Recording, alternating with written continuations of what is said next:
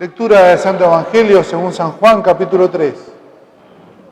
De la misma manera que Moisés levantó en alto la serpiente en el desierto, también es necesario que el Hijo del Hombre sea levantado en alto, para que todos los que creen en Él tengan vida eterna.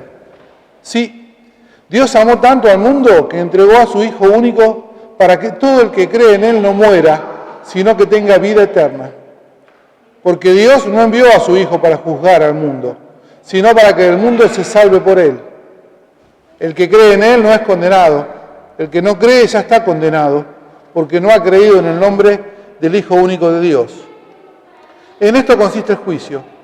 La luz vino al mundo y los hombres prefirieron las tinieblas a la luz, porque sus obras eran malas. Todo el que obra mal odia la luz y no se acerca a ella, por temor de que sus obras sean descubiertas. En cambio, el que obra conforme a la verdad se acerca a la luz para que se ponga de manifiesto que sus obras han sido hechas en Dios. Hasta aquí la lectura del Santo Evangelio. Es palabra de Dios. Pueden sentarse.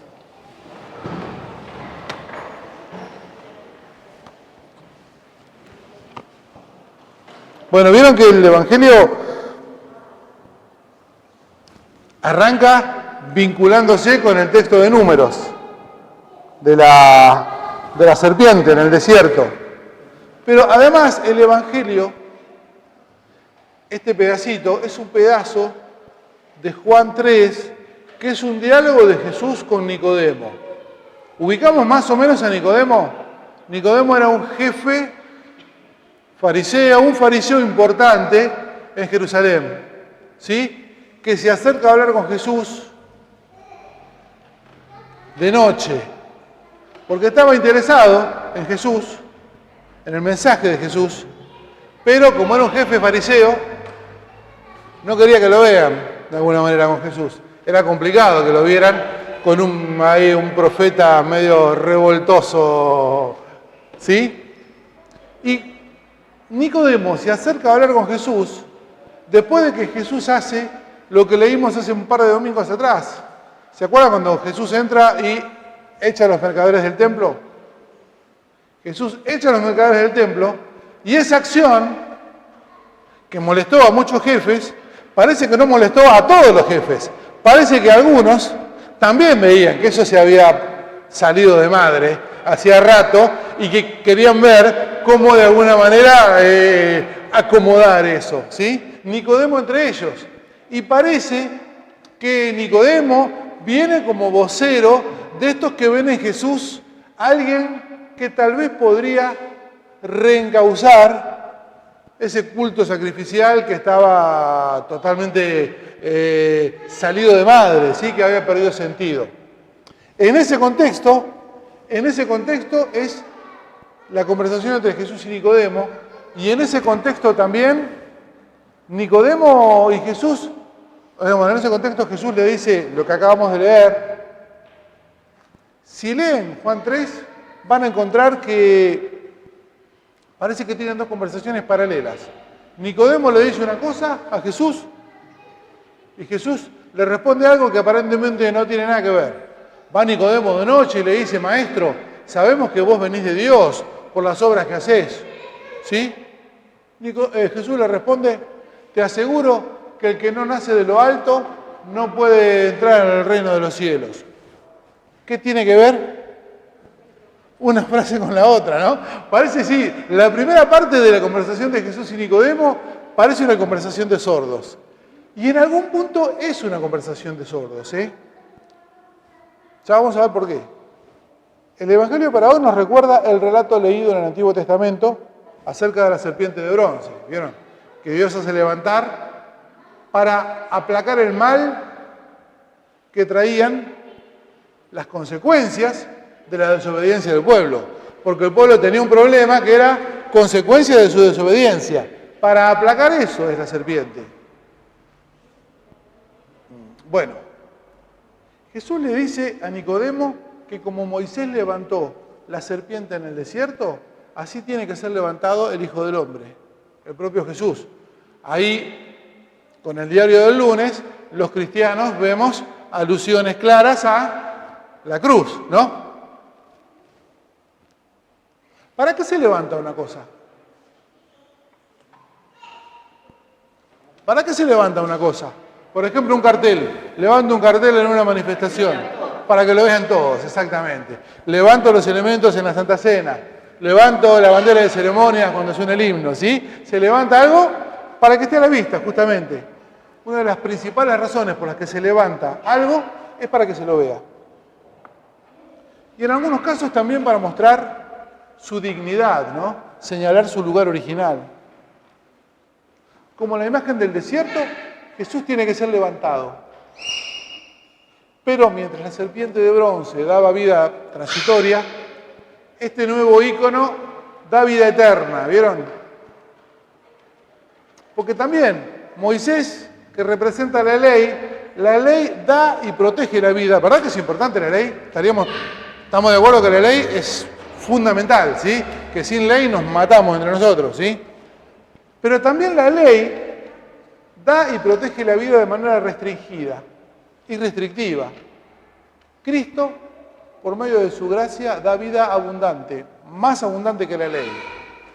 Más abundante que la ley no significa que la ley no sea indispensable para nosotros, para el día a día. Pero lo que dice Jesús es, hay algo mejor todavía que eso. Eso es muy bueno. Sin eso estamos pésimamente mal. Pero lo que yo les propongo, dice Jesús, es algo todavía mejor que eso. Para sus relaciones y para sus relaciones con Dios y para sus relaciones entre ustedes. Y sigue diciendo, Juan 3:16, que es el versículo bíblico que casi todos sabemos de memoria. Y si no, el que sabe un solo versículo bíblico de memoria, seguramente sabe Juan 3:16, ¿no?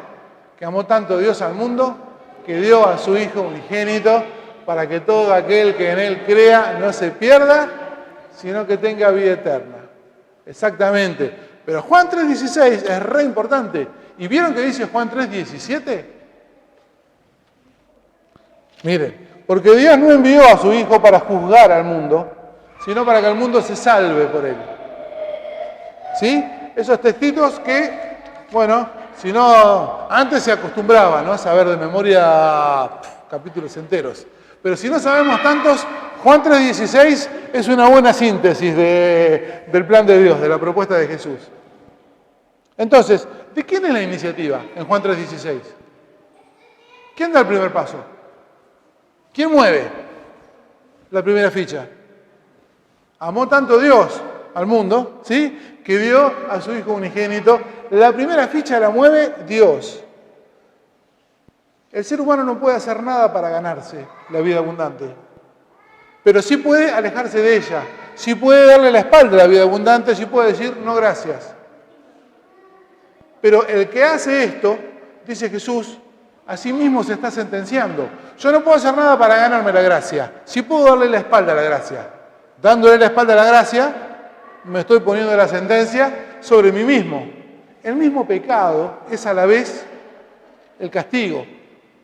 Y aún con esa actitud, no puede evitar el que lo hace que la iniciativa de Dios sigue teniendo vigencia para él. Porque yo no puedo hacer nada para ganarme la gracia, sí puedo darle la espalda. Pero aún aunque yo le dé la espalda, Dios me sigue extendiendo la mano. Si yo me doy vuelta y digo, no, ahora quiero, acepto, la mano de Dios está ahí. No es que dice, me diste la espalda una vez, listo, ahora embromate. No, la mano de Dios sigue estando. El Evangelio nos da algunas precisiones más acerca de esta voluntad de alejarse de Dios. A veces uno quiere darle la espalda a la gracia. Dice, vino la luz al mundo, un tema muy de Juan, luz, tiniebla, carne, espíritu, esas dualidades son muy juaninas. Vino la luz al mundo y los seres humanos amaron más las tinieblas que la luz, porque sus obras eran malas. Sí, en general se elige más bien, ¿no?, un entorno más bien oscuro, o más bien turbio, o más bien opaco, cuando las obras no queremos que queden demasiado a la vista. Así como Dios no nos ofrece doctrinas, sino vida, es un problema. Y es el problema de la discusión de sordos entre Nicodemo y Jesús. Nicodemo quería mejores doctrinas, y no es tan mal. Las mejores doctrinas de por sí son buenas, pero Jesús le dice, yo tengo algo mejor que eso. Tengo vida, tengo vida en abundancia, tengo gracia. Pero así como Dios no nos ofrece entonces doctrinas, sino vida, no son precisamente las doctrinas las que nos separan de Dios. A veces somos muy enfáticos en las iglesias sobre que los que creen tal cosa se van a perder, los que creen tal otra se van a perder. Pero lo que dice Juan es que lo que nos separa de Dios no son las doctrinas, ¿vieron? ¿Por qué la gente quiere más las tinieblas que la luz? Porque sus obras eran malas. Parece que lo que nos separa de Dios, mucho más que las doctrinas, son las acciones. ¿No lo sospechábamos esto ya de antes un poco? Yo creo que sí. ¿Por qué Jesús le dice todo esto a Nicodemo? Porque Nicodemo buscaba un Mesías del orden, un maestro que pudiera explicar la ley y promover su práctica. La pregunta de Nicodemo es, lo importante es la ley, lo más importante. ¿Cómo entra Jesús adentro de la ley? ¿Sí? ¿Cómo desde la ley tengo que interpretar a Jesús? ¿Y Jesús qué le dice? Mi querido amigo Nicodemo, es al revés. Es a partir de Jesús que tenés que interpretar la ley, no a partir de la ley que tenés que interpretar a Cristo. La ley es fundamental, pero Dios es el dador de la ley, ¿sí? Nicodemo quiere, con su mejor intención, me parece una persona admirable realmente Nicodemo, porque es una persona recta, es una persona que quiere un culto honesto y decente, es una persona admirable, pero quiere interpretar a Dios a la luz de la ley y no a la ley a la luz de Dios. Otra vez está adorando a la serpiente de bronce, otra vez está poniendo en el lugar de Dios lo que no es Dios. Puede ser un don de Dios incluso, algo bueno en sí mismo, pero puesto en el lugar de Dios se vuelve idolatría, se vuelve lo que no tiene que ser. La respuesta de Jesús a la propuesta es que el verdadero problema no es la observancia o desobediencia de la ley, sino la ley misma. La vida abundante es el resultado no de la observancia legal, sino del amor y de la capacidad de amor. El amor es una palabra ya tan desgastada, la usamos y ni sabemos qué significa, ¿no? ¿Qué es el amor?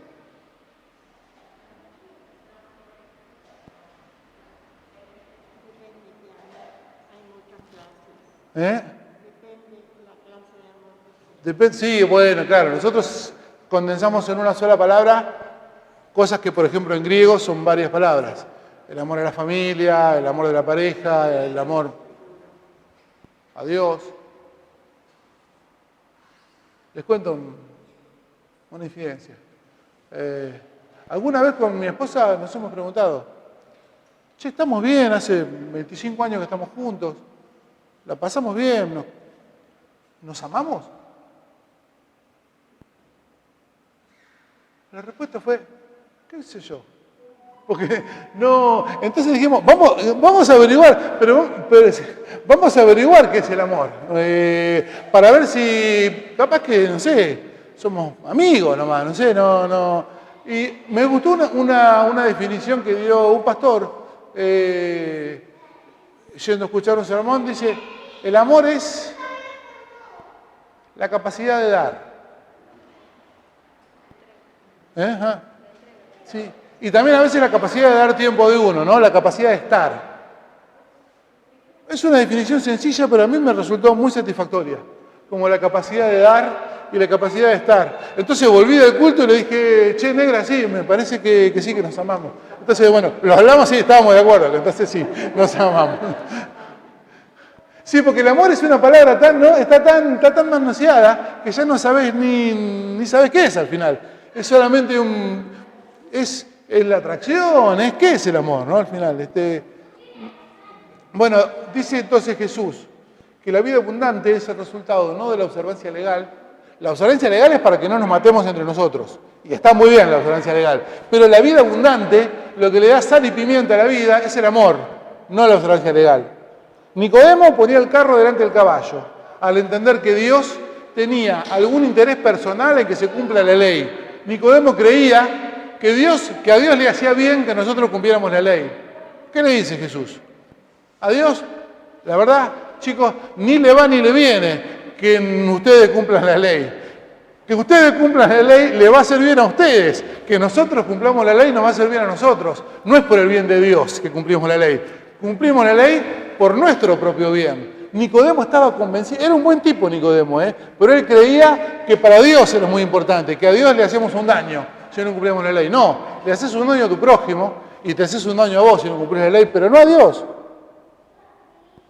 Si Dios instituyó la ley, como lo atestigua el Nuevo Testamento, fue para bien nuestro, no de Él.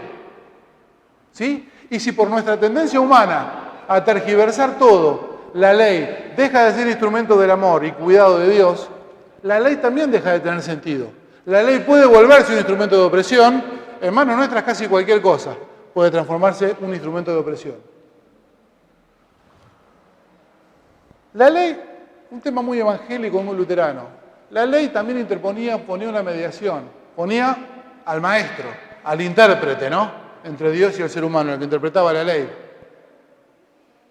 La relación con lo sagrado no podía ser personal, no podía ser inmediata, porque vos necesitabas un buen fariseo, un buen escriba, un buen maestro de la ley, un abogado, diríamos hoy, alguien que de alguna manera te haga traducible la ley. Pero a partir de la obra de Cristo no hay ningún obstáculo, no hay ninguna dificultad, no hay nada entre Dios y nosotros. Al contrario, hay un vigoroso impulso de Dios por reanudar, por reafirmar la relación interrumpida por nuestro pecado.